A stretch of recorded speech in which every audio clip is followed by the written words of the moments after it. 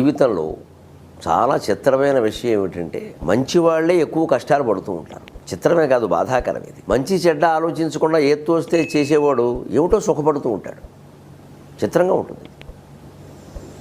ఆరోగ్యం కోసం అన్ని జాగ్రత్తలు తీసుకున్నవాడు క్యాన్సర్ వచ్చేస్తుంది. సప్తవ్యసనాలు ఉండి విచ్చలవిడిగా తిరిగేవాడు 70 ఏళ్ళు బతికేస్తాడు. చాలామందిని చూస్తాం అలాగే.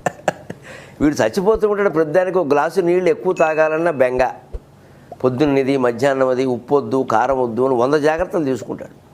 వీడికి ఏదో వచ్చి పడుతుంది. ఎందుకు వచ్చిందో ఆయన అన్ని జాగ్రత్తలు అదే వచ్చింది కొంప.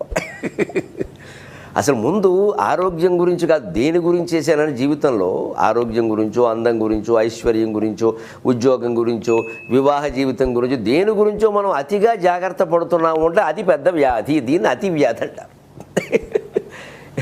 వైద్యులు నిర్వచించగలిగే